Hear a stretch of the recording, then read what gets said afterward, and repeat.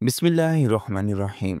शुरू करता हूँ अल्लाह के बाबरकत नाम से जो बड़ा मेहरबान नहायत रहम करने वाला है। प्यारे नाजरीन, इस्लामी तारीख़ में एक ऐसा दिन भी आया जिसने ईमान वालों को सख्त आजमाया। वो दिन था जंग ओहद का दिन। इस दिन जंग में मुसलमानों को शुरू में कामयाबी मिली, लेकिन फिर हालात ने पलटा खाया और रसूल अकरम सल्लल्लाहु अलैहि वसल्लम ज़ख्मी हुए और आपका दंदान मुबारक शहीद हुआ। ये जंग हिजरत के तीसरे साल शवाल के महीने में पेश आई। बदर की शिकस्त का बदला लेने के लिए कुरैश मक्का ने 3000 का लश्कर तैयार किया और मदीना के करीब ओहद पहाड़ के दामन में आ गए। मुसलमानों ने मशवरे के बाद मैदान में निकलकर मुकाबला किया।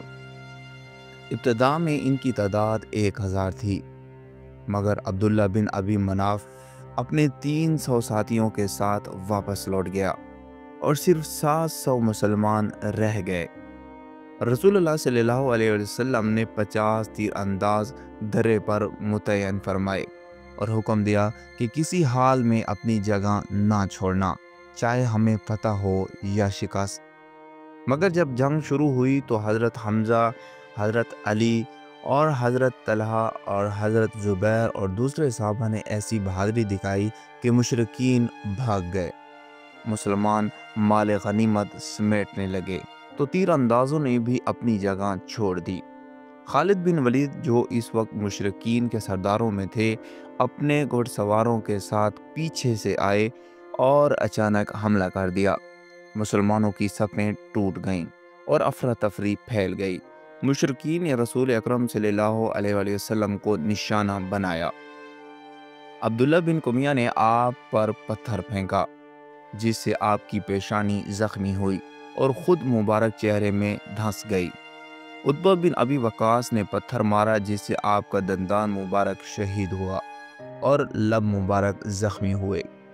खून बहने लगा और आप ज़मीन पर गिर गए, मगर उस वक्त भी आपने बद्दुआ ना की, बल्कि फरमाया, ऐ अल्लाह मेरी कौम को माफ़ फरमा दे, क्योंकि ये नहीं जानते। रवायात में आता है कि रसूल अकरम सल्लल्लाहु अलैहि वसल्लम खून के कतरे ज़मीन पर गिरने ना देते ताकि अल्लाह का गज़ब नाजिल ना हो।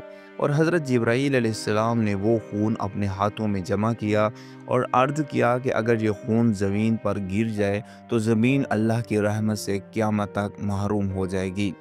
इसी दौरान अफवाह फैल गई कि मोहम्मद सल्लल्लाहु अलैहि वसल्लम शहीद कर दिए गए। ये सुनकर कई मुसलमानों के कदम उखड़ गए, लेकिन हज़रत अली, हज़रत तलहा और दीगर सहाबा डट गए। हज़रत तलहा ने अपने जिस्म को हुजूर पर ढाल बना दिया, यहाँ तक कि उनका हाथ शल हो गया। हज़रत साद बिन अबी वकास ने तीर अंदाजी से दुश्मन को पीछे धकेला और आखिरकार सहाबा ने रसूल अकरम सल्लल्लाहु अलैहि वसल्लम को सहारा देकर महफूज मकाम पर पहुंचाया। इस जंग में 70 सहाबा शहीद हुए, जिनमें हज़रत हमज़ा भी शामिल थे, मगर मुशरिकीन अपने मकसद में कामयाब ना हो सके। जंग ओहद का ये वाक़या हमें ये सबक देता है कि मामूली नाफरमानी और दुनिया की मोहब्बत किस तरह ईमान वालों को नुकसान पहुंचा सकती है। तीर अंदाजों की गफलत ने पूरी जंग का रुख बदल दिया, लेकिन उसके साथ ये भी सिखाया कि नबी अकरम सल्लल्लाहु अलैहि वसल्लम का सब्र, दरगुजर और दुआए उम्मत के लिए क़यामत तक मशले राह है। आप ज़ख्मी हुए, दांत मुबारक शहीद हुआ, मगर फिर भी अपनी उम्मत के लिए मग़फ़िरत की दुआ करते रहे। आइए हम भी अपनी ज़िंदगी में सब्र, इस्तकामत और दरगुजर को अपनाएं, ताकि अल्लाह हमें अपनी रहमत से नवाजे। अगर आपको ये वीडियो पसंद आई हो तो चैनल को सब्सक्राइब करें और मज़ीद ईमान अफरोज़ इस्लामी वाक़यात सुनने के लिए हमारे साथ जुड़े रहें। मिलते हैं इंशाअल्लाह एक न्यू इस्लामी वीडियो के साथ। तब तक के लिए अल्लाह हाफिज़, जज़ाकल्लाह।